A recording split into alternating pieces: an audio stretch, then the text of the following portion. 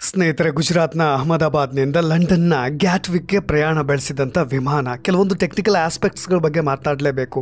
ಆ ಕ್ಷಣದಲ್ಲಿ, ಕೊನೆಯ ಕ್ಷಣದಲ್ಲಿ ಆ ಭೀಕರ ದೃಶ್ಯವನ್ನು ನೋಡಿದಾಗ ಎಂಥವರಿಗೂ ಕೂಡ ಎದೆ ಜಲ್ ಅನ್ನುತ್ತೆ. ವಿಮಾನ ಪತನಕ್ಕೂ ಮೊದಲು ಸಾವು ಅವರೆಲ್ಲ ಪ್ರಯಾಣಿಕರ ಕಣ್ಣು ಮುಂದೆ ಬಂದಿತ್ತು. ನಿಮಗೆಲ್ಲ ಗೊತ್ತಿರೋ ಹಾಗೆ ಬೋಯಿಂಗ್ 7878 ಡ್ರೀಮ್ ಲೈನರ್ ವಿಮಾನದಲ್ಲಿ 247 ಪ್ರಯಾಣಿಕರು ಪ್ರಯಾಣವನ್ನು ಬೆಳೆಸಿದ್ರು. ಒಟ್ಟಾರೆಯಾಗಿ ಇಲ್ಲಿಯವರೆಗೂ 265 ಜನರು ಸಾವನ್ನಪ್ಪಿರೋದು. ಅದರಲ್ಲಿ 247 ಪ್ರಯಾಣಿಕರಲ್ಲಿ ಒಬ್ಬ ಮಾತ್ರ ಬದುಕುಳಿದ್ರೆ 60 ವಿದೇಶಿಯರು, 169 ಭಾರತೀಯರು, ಜೊತೆಗೆ ಹಾಸ್ಟೆಲ್ ಸಂಕೀರ್ಣದಲ್ಲಿದ್ದಂಥ 24 ಜನರು ಈಗಾಗಲೇ ಪ್ರಾಣವನ್ನು ತೆತ್ತಿದ್ದಾರೆ. ಎಲ್ಲರ ಕನಸುಗಳು ಕೂಡ ನೂರಾರಾಗಿತ್ತು. ಯಾಕೆಂದರೆ ತಮ್ಮವ್ರನ್ನ ಭೇಟಿಯಾಗುವ ಆಸೆಯನ್ನು ಹೊತ್ತು ಬಾನೆತ್ತರದಲ್ಲಿ ಆರ್ತಾ ಇದ್ದಂಥ ಮುಗ್ಧ ಜೀವಗಳು ಇವತ್ತು ಈ ದುರಂತದಲ್ಲಿ ಪ್ರಾಣವನ್ನು ಕಳೆದುಕೊಂಡಿದ್ದಾವೆ. ಸ್ನೇಹಿತರೆ, ಆ ವಿಮಾನ ಪತನಕ್ಕೂ ಮೊದಲು ಫ್ಲೈಟ್ನೆಲ್ಲ ಒಳಗೆ ಏನೆಲ್ಲ ಆಗಿರ್ಬೋದು ಅನ್ನೋದನ್ನು ಕಣ್ಣು ಮುಂದೆ ಊಹಿಸಿದರೂ ಕೂಡ ಬಹಳಷ್ಟು ಆಘಾತಕಾರಿಯಾದಂಥ ಅಂಶಗಳು ಕಣ್ಮುಂದೆ ಬರುತ್ತೆ. ಏನೆಲ್ಲ ದೋಷಗಳು ಆಗಿರ್ಬೋದು ಅನ್ನೋ ಕೆಲವೊಂದು ಟೆಕ್ನಿಕಲ್ ಆಸ್ಪೆಕ್ಟ್ಸ್ಗಳ ಬಗ್ಗೆ ನಾನು ಮಾತನಾಡ್ತಾ ಇದ್ದೆ. ಕೊನೆಯದಾಗಿ ಪೈಲಟ್ 3 ಬಾರಿ ಮೇಡೇ ಕಾಲನ್ನು ಕೊಡ್ತಾರೆ. ಮೇಡೇ ಮೇಡೇ ಮೇಡೇ ಅಂತ 3 ಬಾರಿ ಕೂಗಿದ್ದು ಯಾಕೆ? ಆ ಟೆಕ್ನಿಕಲ್ ಅಂಶಗಳು ಏನು ಹೇಳುತ್ತೆ? ಯಾಕೆ 3 ಬಾರಿ ಕೂಗಬೇಕು? ಇನ್ನು ಏರ್ ಟ್ರಾಫಿಕ್ ಕಂಟ್ರೋಲ್ ರೂಮ್ನಲ್ಲಿ ಇದನ್ನು ಆಲಿಸ್ತಾ ಇರಬೇಕಾದ್ರೆ ಅವರ ತಾಂತ್ರಿಕ ವರ್ಗದವರ ತಲೆಯಲ್ಲಿ ಏನು ಓಡ್ತಾ ಇರುತ್ತೆ, ಅದನ್ನು ಹೇಗೆ ಕಂಟ್ರೋಲ್ ಮಾಡ್ತಾರೆ? ಇದೆಲ್ಲ ಟೆಕ್ನಿಕಲ್ ಆಸ್ಪೆಕ್ಟ್ಸ್ಗಳನ್ನು ಇಟ್ಕೊಂಡು ಇವತ್ತು ಒಂದಿಷ್ಟು ವಿವರಣೆಗಳನ್ನು ಕೊಡ್ತಾ ಹೋಗ್ತೀನಿ. ಕಂಪ್ಲೀಟಾಗಿ ವಿಡಿಯೋವನ್ನು ನೋಡಿ. ನಾನು ರಾಕೇಶ್ ಆರುಂಡಿ. ವಿಮಾನ ಪತನಕ್ಕೂ ಮೊದಲು ನಾನು ಹೇಳಿದಾಗೆ ಪ್ರಯಾಣಿಕರಿಗೆ, ಅಲ್ಲಿನ ಪೈಲಟ್ಗಳಿಗೆ, ಸಿಬ್ಬಂದಿಗಳಿಗೆ, ಪ್ರಯಾಣಿಕರು ಎಷ್ಟೆಲ್ಲ ಕೂಗಾಡಿರಬೇಡ, ಆ ಪ್ರಾಣವನ್ನು ಉಳಿಸ್ಕೊಳ್ಬೇಕು ಅಂತ ಎಷ್ಟೆಲ್ಲ ದೇವರ ಹತ್ರ ಪ್ರಾರ್ಥಿಸಬೇಡ, ಜೊತೆಗೆ ಅಸಹಾಯಕತೆಯ ಪರಿಸ್ಥಿತಿ ಹೇಗಿರಬೇಡ ಅನ್ನೋದನ್ನು ನಾವೆಲ್ಲರೂ ಕೂಡ ಊಹೆ ಮಾಡಿಕೊಂಡ್ರೆ ನಮಗೆ ಒಂದು ರೀತಿಯಾದಂಥ ದೃಶ್ಯವೇ ಕಳು ಹಿಂಡುವ ರೀತಿಯಾಗಿರುತ್ತೆ. ಸ್ನೇಹಿತರೆ, ನಾನು ಆರಂಭದಲ್ಲಿ ಹೇಳಿದಾಗೆ 242 ಪ್ರಯಾಣಿಕರು ಪ್ರಯಾಣವನ್ನು ಬೆಳೆಸಿದ್ದು. ನಿಮಗೆ ಸರ್ದಾರ್ ವಲ್ಲಭಭಾಯಿ ಪಟೇಲ್ ವಿಮಾನ ನಿಲ್ದಾಣದಿಂದ ರನ್ವೇ 23ರಲ್ಲಿ ಆ ವಿಮಾನ ಪ್ರಯಾಣವನ್ನು ತೆಗೆದುಕೊಳ್ಳುತ್ತೆ. ನಿಮಗೆ ಲಾಸ್ಟ್ ಸಿಗ್ನಲ್ ಡ್ರಾಪ್ ಆಗಿರೋದು ಮೆಘಾನಿ ಸಮೀಪದಲ್ಲಿ, ಮೆಘಾನಿ ನಾಗರ ಸಮೀಪದಲ್ಲಿ ಆ ಸಿಗ್ನಲ್, ಲಾಸ್ಟ್ ಸಿಗ್ನಲ್ನ ಕಳೆದುಕೊಳ್ಳುತ್ತೆ. ಅಂದರೆ ನಿಮಗೆ ರನ್ವೇಯಿಂದ ಮೇಲೆ ಟೇಕ್ ಆಫ್ ಆಗ್ತಿದ್ದ ಹಾಗೆ ಕೇವಲ 20 ಸೆಕೆಂಡ್ನಲ್ಲಿ ಆ ಮೆಘಾನಿ ನಗರದ ಬಳಿಯಲ್ಲಿ ಅದು ಸಿಗ್ನಲನ್ನು ಕಳೆದುಕೊಂಡಿರೋದು. ಏನೆಲ್ಲ ಆಗಿರ್ಬೋದು ಕೊನೆಯ ಕ್ಷಣದಲ್ಲಿ ಅಂತ ಕ್ಯಾಪ್ಟನ್ ಆಗಿದ್ದಂಥ ಸುಮಿತ್ ಸಬರ್ವಾಲ್ ಜೊತೆಗೆ ಕ್ಲೈವ್ ಕುಂದರ್ ಇಬ್ಬರೂ ಕೂಡ ಬಹಳಷ್ಟು ನುರಿತ ಅನುಭವಿ ಕ್ಯಾಪ್ಟನ್ಗಳೇ ಆಗಿದ್ದರು. ಕೊನೆಯ ಕ್ಷಣದಲ್ಲಿ ಅಲ್ಲಿರ್ತಕ್ಕಂಥ ಸನ್ನಿವೇಶಗಳನ್ನು, ದೃಶ್ಯವನ್ನು, ಅವರು ಮಾತನಾಡಿರ್ತಕ್ಕಂಥ ಆಡಿಯೋಗಳು ಏನಿರಬೇಡ, ಯಾರಿಗೆಲ್ಲ ಅವರು ಸಂದೇಶವನ್ನು ಕೊಡಲಿಕ್ಕೆ ಹೋಗಿದ್ದರು, ಕೇವಲ ಒಂದು 69 ಸೆಕೆಂಡ್ಗಳಲ್ಲಿ ಏನೆಲ್ಲ ಆಗಿ ಹೋಗಿಬಿಡ್ತು ಎಲ್ಲದಕ್ಕೂ ಕೂಡ ಈಗ ಬ್ಲ್ಯಾಕ್ ಬಾಕ್ಸ್ ಸಿಗಬೇಕಾಗಿದೆ. ಅದರಲ್ಲಿ ಕೆಲವೊಂದಿಷ್ಟು ಮಾಹಿತಿಯನ್ನು ಈಗಾಗಲೇ ಹೆಕ್ಕಬೇಕಾಗಿದೆ. ಒಂದು ಬ್ಲ್ಯಾಕ್ ಬಾಕ್ಸ್ ಸಿಕ್ಕಿರೋದು, ಇನ್ನೊಂದು ಬ್ಲ್ಯಾಕ್ ಬಾಕ್ಸ್ಗಾಗಿ ಹುಡುಕಾಟವನ್ನು ಶುರು ಮಾಡಿರೋದು. ಒಟ್ಟಾರೆಯಾಗಿ ನಮಗೆ ಗೊತ್ತಿರೋ ಹಾಗೆ ಅದೇ ಈ ಬೋಯಿಂಗ್ 7878 ಡ್ರೀಮ್ ಲೈನರ್ ವಿಮಾನದಲ್ಲಿ ಬರೋಬ್ಬರಿ 1,26,206 ಲೀಟರ್ ಇಂಧನ ಸಾಮರ್ಥ್ಯವನ್ನು ತುಂಬಿಸ್ಕೊಂಡು ಹೋಗ್ತಾ ಇದ್ದರು. ಸಮಯ ಮಧ್ಯಾಹ್ನ 1:38ಕ್ಕೆ.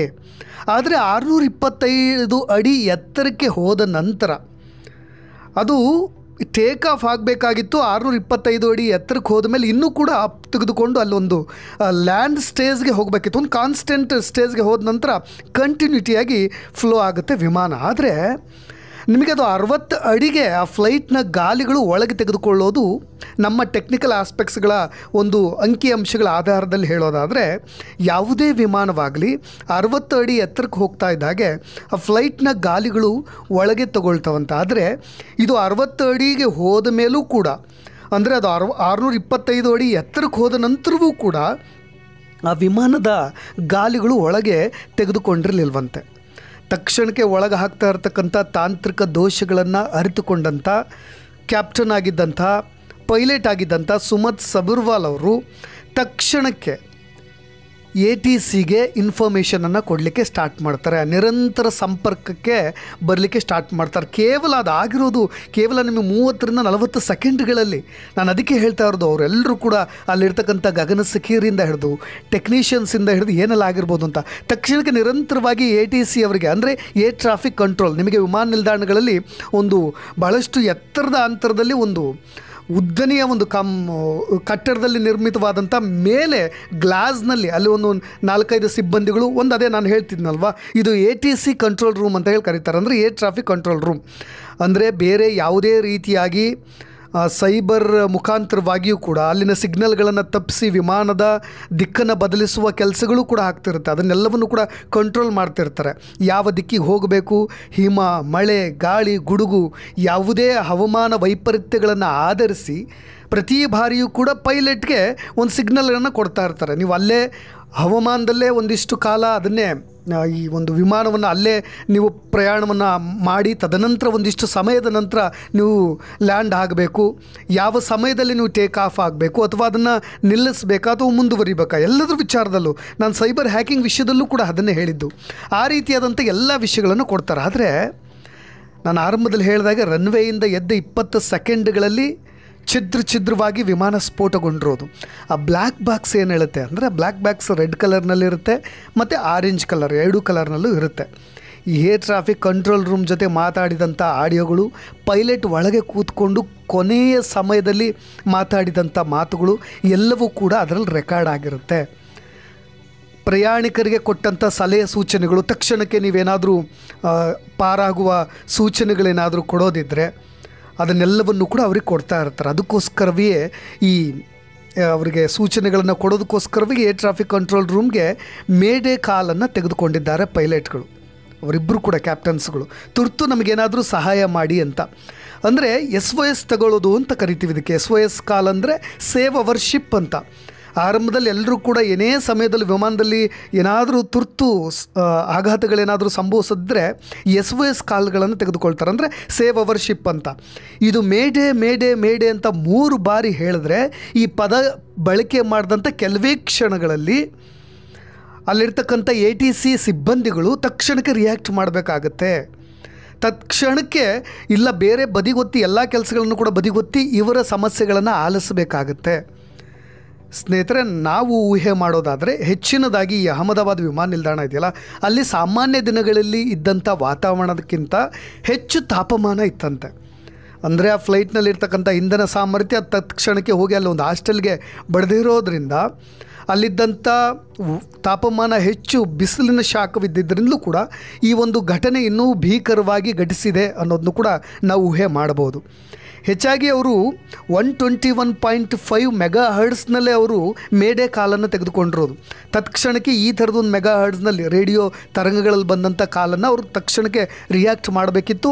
ಅವರು ಮೇಡೇ ಕಾಲನ್ನು ಕೊಟ್ಟ ತಕ್ಷಣಕ್ಕೂ ಕೂಡ ಕೆಲವು ಸೆಕೆಂಡ್ಗಳಲ್ಲಿ ಆ ಥರದೊಂದು ದುರಂತ ಸಂಭವಿಸಿಬಿಟ್ಟಿದೆ. ಓಕೆ, ಅದನ್ನು ಬದಿಗಿಟ್ಟು ಮಾತನಾಡೋದಾದರೆ ಹೆಚ್ಚಾಗಿ ಈ ಅಹಮದಾಬಾದ್ ವಿಮಾನ ನಿಲ್ದಾಣದಲ್ಲಿ ಪಕ್ಷಿಗಳು ಕೂಡ ಜಾಸ್ತಿ ಆಗಿರುತ್ತಂತೆ.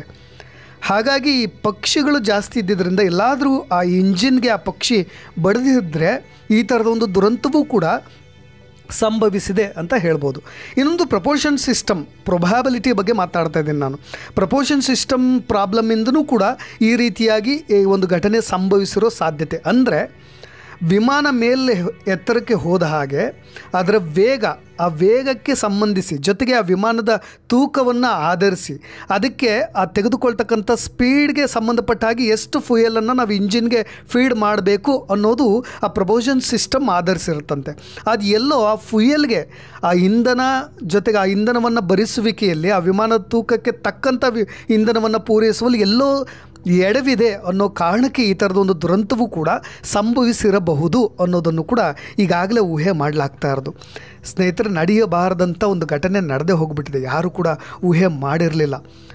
ಒಬ್ಬ ವ್ಯಕ್ತಿ, ನಮಗೆ ವಿಶ್ವಾಸ್ ಕುಮಾರ್ ರಮೇಶ್ ಅನ್ನೋರು ಅಹಮದಾಬಾದ್ ವಿಮಾನ ದುರಂತದಿಂದ ಪವಾಡ ರೀತಿಯಲ್ಲಿ ಪಾರಾಗಿ ಬಂದಿರೋದು, ಅಹಮದಾಬಾದ್ ಆಸ್ಪತ್ರೆಯಲ್ಲಿ ಚಿಕಿತ್ಸೆಯನ್ನು ಪಡಿತಾ ಇರೋದು. ಅವರ ಅನುಭವಗಳನ್ನು ನಿಜಕ್ಕೂ ಆ ದೂರದರ್ಶನ ವಾಹಿನಿಯಲ್ಲಿ ನಡೆಸಿದಂಥ ಸಂದರ್ಶನದಲ್ಲಿ ಮಾತನಾಡಿರೋದು. ಅವರು ಅಪಾಯದಿಂದ ನಾನು ಹೇಗೆ ಜೀವಂತವಾಗಿ ಹೊರಗೆ ಬಂದೆ ಅನ್ನೋದನ್ನ ನೇರವಾಗಿ ಪ್ರಧಾನಮಂತ್ರಿಗಳು ಕೂಡ ಅವ್ರನ್ನೀಗ ಮಾತನಾಡಿಸಿದ್ದಾರೆ. ವಿಮಾನ ಟೇಕ್ ಆಫ್ ಆದ ತಕ್ಷಣ ಏನೋ ಒಂದು ರೀತಿಯಾಗಿ ಸ್ಟಕ್ ಆದಂತೆ ಭಾಸವಾಗ್ಬಿಡ್ತು. ನಂತರ ಗ್ರೀನ್ ಮತ್ತು ವೈಟ್ ಲೈನ್ ಆನ್ ಆಗಿಬಿಟ್ವು. ಪೈಲಟ್ಗಳು ನಿಯಂತ್ರಣವನ್ನು ಸಾಧಿಸಿ ಆ ವಿಮಾನವನ್ನು ಮೇಲಕ್ಕೆ ಕೊಂಡೊಯ್ಯಲಿಕ್ಕೆ ಎಷ್ಟೆಲ್ಲ ಪ್ರಯತ್ನ ಪಟ್ಟರು, ಆದರೆ ಅದು ಸಾಧ್ಯವಾಗಲೇ ಇಲ್ಲ. ಆ ವೇಗದಿಂದ ವಿಮಾನ ಪತನಗೊಳ್ತು. ಇನ್ನೇನು ನಾನು ಕೂಡ ನನ್ನ ಪ್ರಾಣ ಪಕ್ಷಿ ಹಾರು ಹೋಗುತ್ತೆ ಅಂದ್ಕೊಂಡೆ. ಆದರೆ ನಾನು ಕಣ್ಣು ತೆರೆದಾಗ ನಾನು ಬದುಕಿರೋದನ್ನು ನೋಡಿದೆ. ನಾನು ನನ್ನ ಸೀಟ್ ಬೆಲ್ಟನ್ನು ತೆರೆದು ಹೊರಗೆ ಬಂದೆ. ನನ್ನ ಕಣ್ಣೆದರಲ್ಲೇ ಅಂಕಲ್ಲು, ಆಂಟಿಗಳು, ಜೊತೆಗೆ ಗಗನಸಖಿಯರು, ನನ್ನ ಸಹೋದರ ಎಲ್ಲರೂ ಕೂಡ ಪ್ರಾಣವನ್ನು ಬಿಟ್ಟಿದ್ದರು. ಆದರೆ ನಾನು ಭೂಮಿಯ ಹತ್ತಿರ ಬಂದು ಬಿದ್ದಿದ್ನಲ್ಲ, ನಾನಿರ್ತಕ್ಕಂಥ ಗ್ರೌಂಡ್ ಫ್ಲೋರ್ನಲ್ಲಿ ಜಾಗವಿತ್ತು, ಅಲ್ಲಿಂದ ನಾನು ಹೊರಗೆ ಬಂದುಬಿಟ್ಟೆ ಅನ್ನೋ ಒಂದು ಆಘಾತಕಾರಿಯಾದಂಥ ಅಂಶಗಳನ್ನು ಆ ವ್ಯಕ್ತಿ ಹಂಚ್ಕೊಳ್ಳೋದು ನಿಜಕ್ಕೂ ಬಹಳ ದುಃಖಕರವಾದಂಥ ಸಂಗತಿ. ಯಾರು ಕೂಡ ಊಹೆ ಮಾಡಿರ್ಲಿಕ್ಕೆ ಸಾಧ್ಯವಿಲ್ಲ. ಈ ರೀತಿಯಾದಂಥ ಭಾರತ ಕಂಡಂಥ ಘನಘೋರ ದುರಂತ ಅಂತಲೇ ಅನ್ಬೋದು. ಪ್ರತಿಯೊಬ್ಬರು ಕೂಡ ಇತ್ತೀಚೆಗೆ ಇದಕ್ಕೆ ಸಂಬಂಧಪಟ್ಟಾಗ ಒಂದು ವಿಡಿಯೋ ಇದೆಯಲ್ವ, ಅವರೆಲ್ಲರನ್ನ ಹೊತ್ತು, ಪ್ರಯಾಣಿಕರನ್ನ ಹೊತ್ತು ಬಾನೆತ್ತರದಲ್ಲಿ ಹಾರ್ತಾ ಇರಬೇಕಾದ್ರೆ ಆ ಮುಗ್ಧ ಜೀವಗಳು ಹೇಗೆ ಬಲಿಯಾದವು ಅನ್ನೋ ಒಂದು ವಿಡಿಯೋ ಈಗಾಗಲೇ ವೈರಲ್ ಆಗ್ತಾ ಇರೋದು. ಅದು ಆ ಪೈಲಟ್ಗಳ, ಪ್ರಯಾಣಿಕರ ಅಸಹಾಯಕತೆಯ ಪರಿಸ್ಥಿತಿಯ ದೃಶ್ಯವನ್ನು ತೋರಿಸ್ತಾ ಇರೋದನ್ನು ನೋಡಿಬಿಟ್ರೆ ಎಲ್ಲರ ಎದೆ ಜಲ್ಲಂದುಬಿಡುತ್ತೆ. ಅವರೆಲ್ಲರ ಆತ್ಮಗಳಿಗೆ ಶಾಂತಿ ಕೋರೋದು ಅಷ್ಟೇ ನಮಗೆ ಉಳಿದಿರೋದು. ಆ ಕೊನೆಯ ಕ್ಷಣಗಳು ಆ ಬ್ಲ್ಯಾಕ್ ಬಾಕ್ಸ್ನಲ್ಲಿ ಇದ್ದಂಥ ಆಡಿಯೋಗಳು ಏನಾದರೂ ಅವುಗಳನ್ನು ಕೇಳಿಬಿಟ್ರೆ ಇನ್ನೆಷ್ಟು ದುಃಖವಾಗಬೇಡ ನಮಗೆ ಅಂತ ಅನಿಸ್ಬಿಡುತ್ತೆ. ಅವರೆಲ್ಲರ ಆತ್ಮಗಳಿಗೆ ಶಾಂತಿ ಕೋರ್ತಾ ಕೊನೆಯದಾಗಿ ಮತ್ತೊಮ್ಮೆ ಅವರ ಆತ್ಮಗಳಿಗೆ ಮತ್ತು ಅವ್ರ ಕುಟುಂಬಗಳಿಗೆ ಧೈರ್ಯ ತುಂಬುವ ಕೆಲಸವನ್ನು ನಾವು ಪ್ರಾರ್ಥನೆ ಮಾಡೋದ್ರ ಮುಖಾಂತರ ಮಾಡೋಣ ಅಂತ ಹೇಳ್ತಾ ಇನ್ನೊಂದಿಷ್ಟು ಅಪ್ಡೇಟ್ಸ್ಗಳೊಂದಿಗೆ ಮತ್ತೆ ಬರ್ತೀನಿ. ನಾನು ರಾಕೇಶ್.